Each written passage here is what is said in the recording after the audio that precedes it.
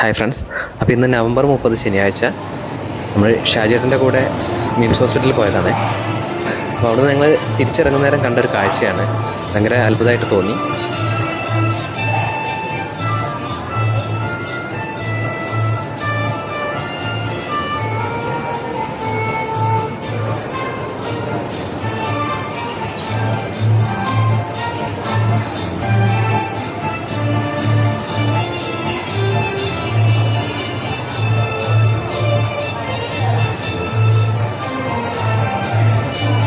എന്താണ് ഇതിൽ ഇത്ര അത്ഭുതം എന്നായിരിക്കും നിങ്ങൾ ചിന്തിക്കുന്നുണ്ടാകുക.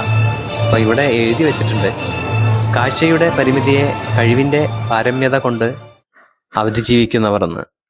അപ്പോൾ ഇദ്ദേഹത്തിന് കാഴ്ചശക്തിയില്ല, പക്ഷേ വളരെ നന്നായിട്ട് ഇദ്ദേഹം ഓർഗൻ വായിക്കുന്നുണ്ട്.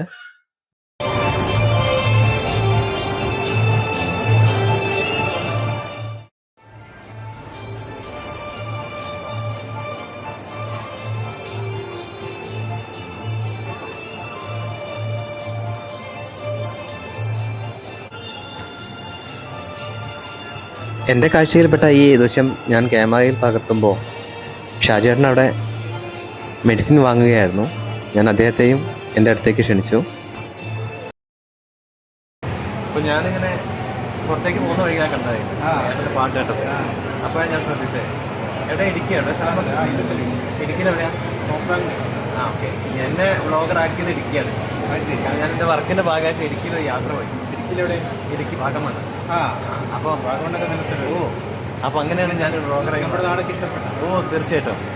അപ്പോൾ അതാ പറഞ്ഞത്, എന്നെ വ്ളോഗറാക്കിയത് ഇടുക്കിയാണ്. അപ്പോൾ ഇടുക്കിയിലെ കൂട്ടുകാരനാണ്. അപ്പോൾ ഇങ്ങനെ മ്യൂസിയം ഫീൽഡിലായിട്ട് ഒത്തിരി ആയോ? ഞാൻ ഓക്കെ. എൻ്റെ കൂടെ ഒരാളെ കൂടെ ഉണ്ട്.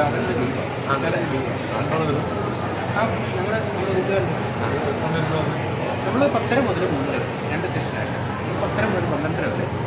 പിന്നെ ഉള്ളത് 1:30 മുതൽ താമസം. ഞാനിപ്പോൾ ഇവിടെ കാളൂർ ഈ ക്യാബിനൊക്കെ ഉണ്ടല്ലോ, ഇതൊക്കെ നമുക്ക് വേണ്ടി തന്നെ ഒരു സെറ്റ് ചെയ്തേക്കുന്നത്. കുറച്ചു കാലം മുമ്പ് ഞാനും ഗിറ്റാർ പഠിച്ചിട്ടുണ്ടായിരുന്നു. അപ്പോൾ ഒത്തിരി കാലത്തിന് ശേഷം അദ്ദേഹത്തിൻ്റെ ഗിറ്റാർ എടുത്ത് ഞാൻ ഒന്ന് സ്ട്രം ചെയ്ത് നോക്കുകയാണ്. അപ്പോൾ ഇദ്ദേഹം ഗിറ്റാർ മാത്രമല്ല കേട്ടോ, കീബോർഡും ഗിറ്റാറും ഫ്ലൂട്ടും ഒക്കെ കൈകാര്യം ചെയ്യുന്നുണ്ട്. നിങ്ങളാണ് താരം എന്ന പ്രോഗ്രാമിൽ ഇദ്ദേഹത്തിൻ്റെ വീഡിയോ വന്നിട്ടുണ്ടായിരുന്നു. അപ്പോൾ അതിൻ്റെ ലിങ്ക് ഞാൻ സ്ക്രീനിൽ കൊടുത്തിട്ടുണ്ട്.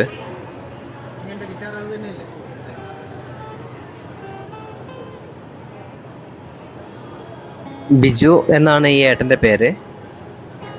അദ്ദേഹത്തെ ഞാൻ പരിചയപ്പെട്ടു. അദ്ദേഹം ഇടുക്കിയിൽ നിന്ന് വന്നതാണ്.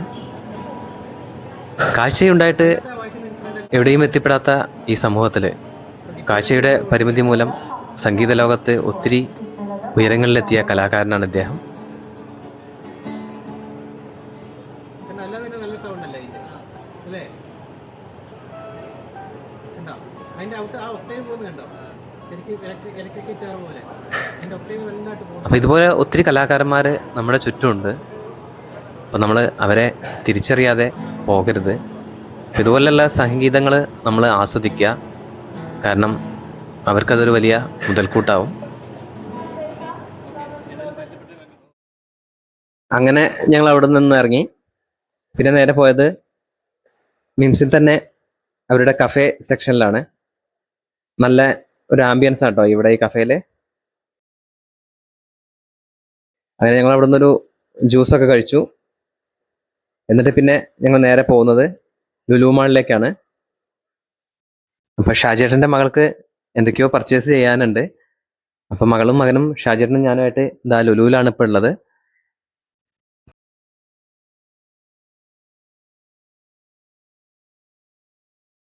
അത് കഴിഞ്ഞ് വരുന്ന വഴിക്ക് ഹൈലൈറ്റ് മാളിൽ ഒരു മീറ്റിംഗ് ഉണ്ടായിരുന്നേ.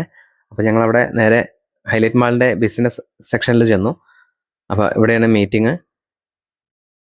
ഹൈലൈറ്റ് എല്ലാവർക്കും അറിയാലോ, നമ്മുടെ നാടിനോട് ചേർന്ന് കക്കാട് എന്ന സ്ഥലത്ത് ചെറിയ ഒരു ഓടിട്ട ഒരു ഓഫീസിൽ തുടങ്ങി ഇന്ന് കോഴിക്കോട്ടിലെ നമ്പർ 1 ബിൽഡേഴ്സ് ഗ്രൂപ്പായി മാറിക്കുകയാണ്. ഇപ്പോഴും ശ്രദ്ധിച്ചാൽ കാണാൻ കഴിയും ഹെഡ് ഓഫീസ് കക്കാട് എന്ന് എഴുതപ്പെട്ടിട്ടുള്ളത്.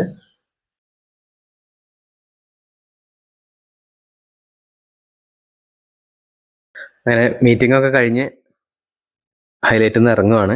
രാവിലെ ഏകദേശം 9 മണിക്ക് ഇറങ്ങിയതാണ്. അപ്പോൾ ഇനി നേരെ വീട്ടിലെത്തണം. ഒത്തിരി സമയമായി. ഇന്നത്തെ ദിവസം ഫുള്ള് നമ്മൾ പുറത്തായിരുന്നു.